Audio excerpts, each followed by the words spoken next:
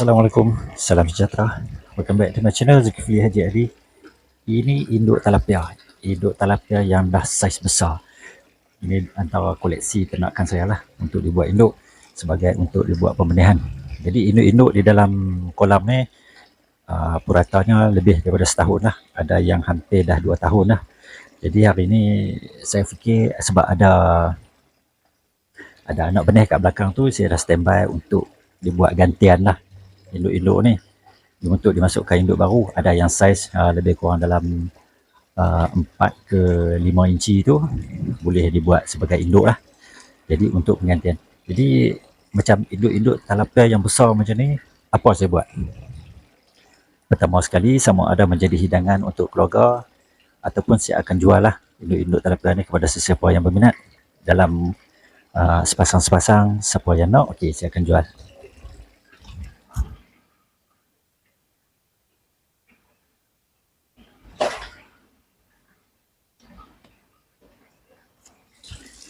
Jadi hari ni saya nak share lah dengan anda di luar sana. Okey, hari ni aktiviti saya nak buat penukaran.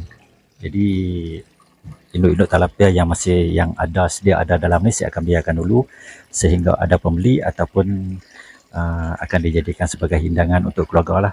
Jadi anak-anak benih talapia yang dah besar tu yang saya dah pilih khas untuk dibuat pengganti induk-induk ni dah ada dekat belakang tu. Okey, sekarang saya boleh ajak anda semua jom ke belakang kolam ternakan saya tu. Saya nak ambil anak-anak benih yang untuk dibuat sebagai induk tu masuk dalam ni. Okey, ini adalah saiz yang saya akan bawa masuk ke kolam induk saya tu yang di hadapan tu. Okey, saiz yang macam ni, 4 ke 5 inci. Kalau dilihat pada saiz yang sebenarnya agak masih kecil lagi lah, yang lebih kurang anggarannya lebih kurang dalam 3 jari dewasa lah lebar dia. Saiz dia macam ni. Okey, sebenarnya ikan talapia ni dia boleh menghasilkan benih di dalam masa 1 tahun 4 kali. 4 kali maksudnya 4 kali dia mengawan boleh mendatangkan hasil lah, hasil benih tu. Jadi yang saiz macam ni sebenarnya ada juga hasil dia daripada pembenihan. Tapi yang saya buat ni pembenihan secara semula jadi. Jadi untuk mendapatkan anak benih daripada saiz-saiz yang macam ni mungkin agak terhad lah, tidak banyak. Mungkin dalam 100 ataupun 200, ya lebih kurang macam tu. Dia keadaan mengikut saiz. Kalau makin banyak saiz yang semakin besar saiz ikan tu akan banyak lagi lah. Macam saiz yang saya tunjuk tadi yang di hadapan tu, induk yang dah besar-besar tu, dia boleh mendatangkan anak benih sehingga ke 250 hingga ke 400 anak benih dalam satu masa. Saya akan ambil daripada anak benih di dalam kolam tu, saya akan ambil mungkin dalam 10 ekor. Saya akan di sana sebagai top up lah untuk generasi yang akan datang tu. Jadi induk-induk yang di sana tu, yang di hadapan tu mungkin akan dijadikan hidangan. Yang macam saya kata tadi tu, mungkin jadikan hidangan ataupun lebihan tu mungkin saya boleh buat jual sepasang. Dalam 30-40 boleh juga mendatangkan hasil. Okey, jom tengok saya nak ambil tu anak benih dalam kok tu.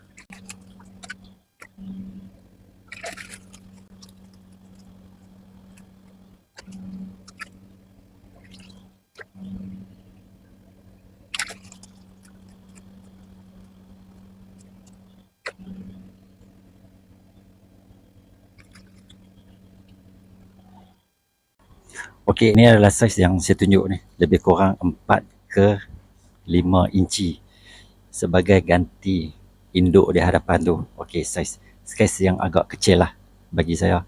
Tapi kalau yang ikut yang sebetulnya, kalau saiz yang lebih cantik, lebih kurang 300 ke 400 gram lah, yang macam tu, yang lagi cantik lah. Sebenarnya anak-anak benih talapia untuk dijadikan induk ni tidak mengira saiz sebenarnya, tapi mengikut kepada macam saya cakap tadi, sekiranya selagi makin besar induk talapia ni, semakin banyaklah telur yang dihasilkan ataupun pembenihan yang dihasilkan. Tapi kalau kata untuk yang saiz yang macam saya tunjuk ni, yang saya kongsi ni, pembenihannya pada awalnya memang agak sedikit lah, mungkin dalam 100 ataupun 200 biji telur saja. Peratus untuk hidup anak benih tu agak tinggi jugalah sekiranya kalau dibuat dengan ternakan cara yang betul. Mungkin juga ada yang tertanya-tanya mengapa saiz yang saya ambil untuk dibuat induk ni terlalu kecil. Sebenarnya ruang yang saya ada ni, macam saya selalu jelaskan kepada anda semua, ruang yang saya ada ni sebenarnya ruang yang agak terhad. Jadi kalau kata untuk anak benih yang baru menetas tu akan ditempatkan di sini. Kalau ada yang lebihan tu lah, saya akan masuk di sini. Jadi anak benih yang dibesar, yang di dalam kolam sana tu, yang saya tunjuk, yang saya buat sekatan tu pada video yang lalu tu, anak-anak benih tu apabila dah besar akan ditransfer masuk ke belakang sini lah untuk dibuat pembesaran sebelum dijual tu. Jadi anak-anak benih yang dijual tu untuk menggantikan tempat yang sedia ada tu, jadi saya terpaksa ambil lah untuk saiz yang induk, yang bakal menjadi induk ni, saiz yang agak-agak kecil macam ni, 4 ke 5 inci. Sebenarnya saiz yang macam ni, sebenarnya saiz yang macam ni pun sesuai juga dijadikan induk. Tapi kalau saya boleh share, untuk kolam induk yang di hadapan tu, kalau terlalu banyak sangat induk akan jadi masalah juga. Jadi untuk mendapatkan anak benih tu mungkin agak kurang lah, mungkin agak terganggu. Jadi saya sekarang ni untuk yang induk-induk talapia yang besar-besar tu, macam saya cakap tadi lah, sama ada dijadikan sebagai hidangan untuk keluarga, sebagai protein, makanan. Lepas tu kalau ada siapa-siapa yang berminat untuk mendapatkan induk, boleh dapatkan. Saya akan jual lah dengan harga tertentu. Tapi saiz yang besar-besar tu kalau ikut harga pasaran sekarang ni, kalau kata untuk mendapatkan induk agak susah sebenarnya. Dan ada setengah-setengah tempat yang menjual anak-anak ikan talapia ni, selalunya jarang dia akan buat jualan induk ni. Tapi bagi saya, siapa yang berminat, insyaAllah saya akan jual lah induk, sebab saya pun kekurangan tempat. Jadi untuk mengatasi masalah kepadatan ikan talapia di dalam kolam saya ni, jadi saya buat terpasang macam tu lah. Sama ada saya jual untuk buat induk ataupun untuk buat sebagai pemakanan keluarga lah. Jadi sebenarnya proses ni akan berulang-ulang lah. Daripada yang induk yang besar tu akan dijual, akan dimakan, induk baru akan masuk. Jadi saiz-saiz induk yang ni saya akan masuk dalam ni. Mungkin dalam beberapa minggu lagi atau beberapa bulan, mungkin ya, kalau untuk dikongsikan dengan anda semua, untuk saiz-saiz yang macam ni pun sebenarnya dah boleh dapat mengenali lah jantan dan betina. Amat mudah. Kalau untuk mengenali jantan dan betina, aku orang kena komen dekat bawah tu. Okey, saya boleh share lah untuk mengenali jantan dan betina, ataupun mungkin saya boleh buat video, sebab hari tu saya buat video yang untuk induk yang besar untuk pilih. Tapi kalau kata yang kecil-kecil macam ni, sama juga. Sama ada macam mana, ada petua tak? Okey, saya boleh share lah sedikit. Induk-induk baru yang saya ambil di belakang tadi ni akan dimasukkan ke dalam kolam ni lah, kolam induk talapia ni, untuk dibuat pembenihan.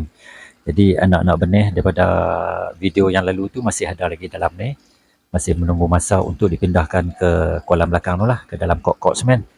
Jadi sementara tu untuk anak induk yang baru ni akan dimasukkan dalam ni sebagai ganti generasi yang sedia ada ni lah, yang besar-besar ni.